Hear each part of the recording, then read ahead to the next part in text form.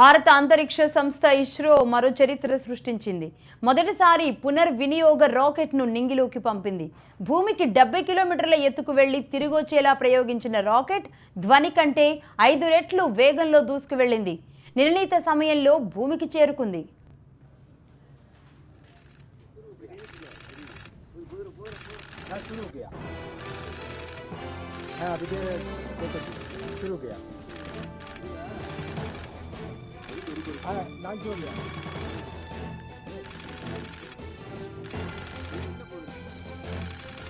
ఇస్రో ప్రతిష్టాత్మకంగా చేపట్టిన పునర్వినియోగ rocket RLV-TD ప్రయోగం విజయవంతమైంది. అనుకున్న దానికంటే ముందుగానే ఉదయం 7 గంటలకు అంతరిక్షంలోకి RLV-TD ఇస్రో ప్రయోగించింది.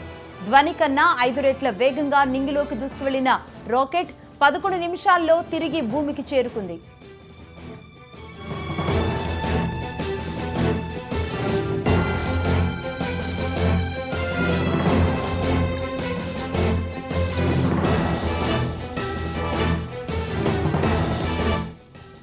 డెబ్బై కిలోమీటర్ల లక్ష్యం చేరిన తర్వాత 180 డిగ్రీల కోణంలో తిరిగి కిందికి ప్రయాణించి బంగాళాఖాతంలోకి దిగింది.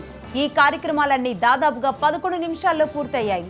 బంగాళాఖాతంలో ఏర్పాటు చేసిన వర్చువల్ రన్వేపై రాకెట్ దిగింది.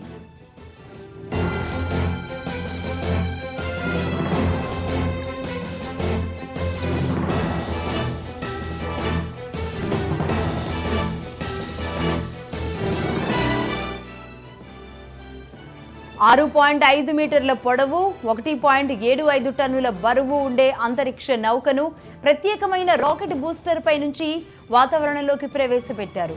తొలి దశలో రాకెట్ బూస్టర్ నిర్వహించే ప్రక్రియను దాదాపు 70 కిలోమీటర్ల మేరకు RLV-TD నిర్వర్తిస్తుంది. ఇక తిరుగు ప్రయాణంలో వ్యోమ నౌకలో ఉండే చిన్నపాటి రాకెట్లు ఖచ్చితమైన గమ్యస్థానానికి చేరుకోవడానికి సాయపడ్డాయని ఇస్రో చెబుతోంది.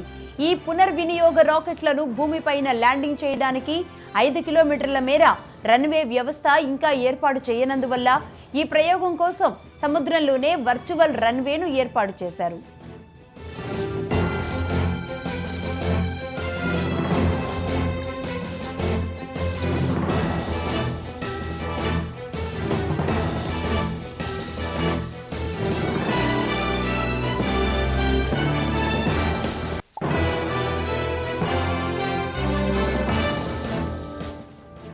Reusable launch vehicle technology demonstrator కు ఇస్రో 95 కోట్ల రూపాయలు ఖర్చు చేసింది. ఈ ప్రతిష్టాత్మకమైన ప్రాజెక్టుకు కలాం యాన్ అని నామకరణం చేశారు. ఇప్పటి వరకు శాటిలైట్ల ప్రయోగాలకు ఉపయోగించిన రాకెట్ను తిరిగి వాడుకోవడానికి అవకాశం ఉండేది కాదు. అయితే ఈ రాకెట్ల తయారీకి అయ్యే ఖర్చును గణనీయంగా తగ్గించడంపై దృష్టి పెట్టిన శాస్త్రవేత్తలు రీయూజబుల్ లాంచ్ వెహికల్ టెక్నాలజీ వైపు మొగ్గు చూపారు. ఇందులో భాగంగానే స్పేస్ షటిల్ ను రూపొందించారు.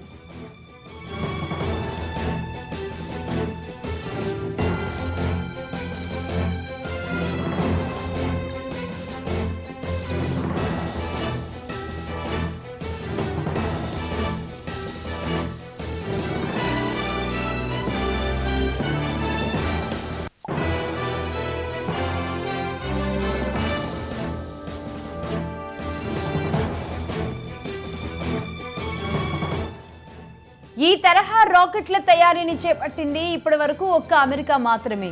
అయితే ఇప్పటి వరకు అమెరికా 135 సార్లు ఇలాంటి స్పేస్ షటిళ్లను కక్షలోకి పంపింది.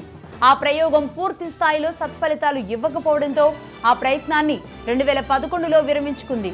600 మంది శాస్త్రవేత్తలు 5 ఏళ్ల పాటు కష్టపడి తయారు చేసిన ఇండియన్ యూజబుల్ రాకెట్ ప్రయోగం విజయవంతం కావడంతో శాస్త్రవేత్తలు సంబరాలు చేసుకుంటున్నారు. ఈ స్ఫూర్తితో భవిష్యత్తులో పూర్తి స్థాయి స్పేస్ షటిల్ రూపొందిస్తామంటోంది ఇస్రో.